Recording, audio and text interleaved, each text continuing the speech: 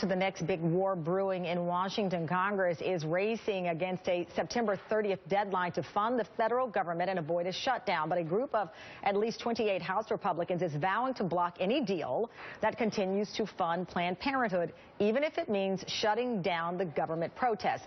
That effort gained momentum following the recent release of undercover videos by anti-abortion activists. They accuse Planned Parenthood of illegally selling tissue from aborted fetuses for profit, which the organization strongly denies. Planned Parenthood also said the videos were heavily edited. All of this has divided the GOP, with Republican leaders in both the House and the Senate hoping to avoid a government shutdown over defunding Planned Parenthood. Now, the issue also threatens to fuel an effort by a group of House conservatives to remove John Boehner as Speaker. And joining me now, Republican Congressman Diane Black of Tennessee, a member of the House Budget Committee. Thank you so much for your time. We greatly appreciate it here. Your stance is very interesting in that you want to look at defunding Planned Parenthood, but you oppose those within your party, Republicans, who are willing to see a government shutdown. Explain to me where you stand here more. Sure. Well, my bill, H.R. 3134, would place a moratorium on all funding for Planned Parenthood for a year until Planned Parenthood is investigated for what is obviously on those videos, those undercover videos, that shows they are skirting the law. And so there are three different pieces on there that must be investigated by committees. We've asked the Attorney General to investigate. We still haven't heard back from her whether she will or not. But there are pretty obvious areas on there that do break the law, and we want those investigated. We don't believe that money should go to an organization that is breaking the law. As I mentioned, you have at least 28 House Republicans saying that they are willing to shut down the government. Why are you opposed to what some within your party are willing to do? Well, shutting down the government does not defund Planned Parenthood. A big part of Planned Parenthood is funded under mandatory, and if you shut down the government, that funding continues to go to Planned Parenthood. And so that's the reason why my bill does just what we want it to do, and that is to completely defund them of both mandatory and also discretionary dollars. So what you have to understand is that the process of funding the government, we are funding discretionary funding, but Planned Parenthood receives about 80% of its funds from the mandatory side, and closing down the government does not defund that piece. My bill, however, does. Let me ask you, because there are a number of criticisms coming in. I know there will be a series of hearings related to this effort to investigate Planned Parenthood. Just yesterday, Representative John Conyers, the committee's ranking minority member, called the hearing one-sided because only one person on the panel was there in support of Planned Parenthood. Let me play her remarks. Priscilla Smith, she's a director of Program for Studies of Reproductive Justice. Let's play her comment. Mr. Chair, I'm very reluctant to rely on anything in these videos.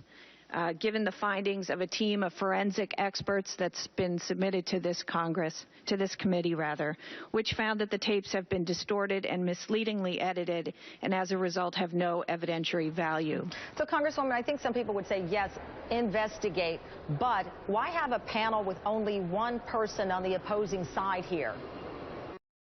Three different committees that have jurisdiction over this issue that are doing the investigation, and this was just one of those panels. And so this is going to be something that's going to go on for several months, I feel, and there will be full open disclosure.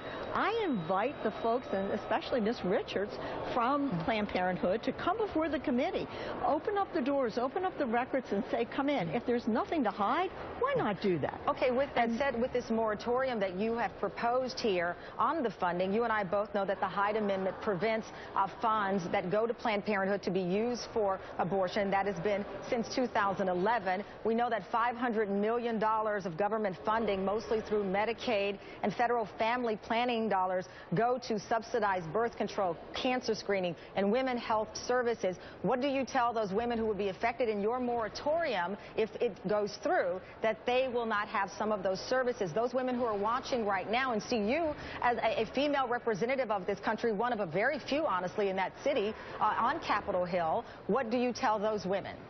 I'm so glad that you brought this issue up, because there are 13,000 different agencies that provide these women's health services across this country.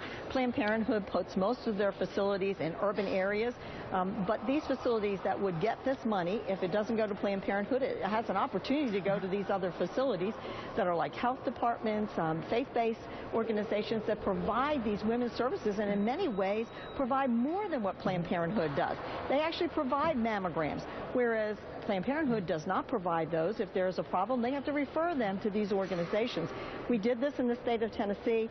We have found that there's been an increase in the services to women in preventative services, and the money is not being used for abortions, and which means women are getting more of those services that the money is really meant to give, rather than it going to abortion. And let me just also clarify, and I will point you to a report that was done just last year by the Congressional Research Services, a report that I had asked for and took 4 years to do. It says money is due. And if you have a building on one side of the wall where you do abortions, on the other side of the wall you're doing women's health services that are preventative services, that the money is fungible. How do you say how the money is being used for the rent, for the gas and electric, and for all of the services that are provided within one building? And so there is definitely a question about how much of that money is being used, that it goes from one side to the other. And I think my question was, though, an investigation can still take place, the sources still be, resources still be in place while that happens. And I know you mentioned 13,000 other agencies, but as you pointed out, Planned Parenthood services many urban areas. So you are saying, in your example, you are able to go to the doctors of your choice that are available to you as a member of Congress. Why eliminate, even if it's one option for women, especially those who cannot afford it? Why eliminate even one? Because there are good resources out there for these women, and we did it in the state of Tennessee, and we have proven this can be done. As a matter of fact, our health departments, and I was still in the state Senate in Tennessee when we did this, our health departments were saying to us, we have to compete against Planned Parenthood. It is too difficult for us to compete. But when we were able to defund, these health department folks came back to me and said, thank you for doing this. We can now have more money, we can serve more women, and we can produce even more services to them. So they lose no services, and the money is going truly where it needs to go, and that is to provide women with good health services. Look, I'm a nurse. I want to make sure women have the services they need, and this money can go to those facilities without providing money for abortion. And you feel, as you pointed out, as a nurse, someone who has taken a pledge to provide the best health care possible, I would imagine, to those in need. Again, going back to my question of removing this option, why can't you have this investigation? Your colleague, your Democratic colleague, has already said is a sensational nature of a hearing that has no pretense of being fair or impartial. And she was outraged, again, that you have several millions of women in our country who depend on Planned Parenthood, and yet the first hearing in a series of hearings has one person on the panel representing the other side. Do you understand why people might say, A, this investigation is not truly one about women's health, it's about John Boehner or about the ongoing conservative battle against Planned Parenthood, and in the end, those who are hurt are American women?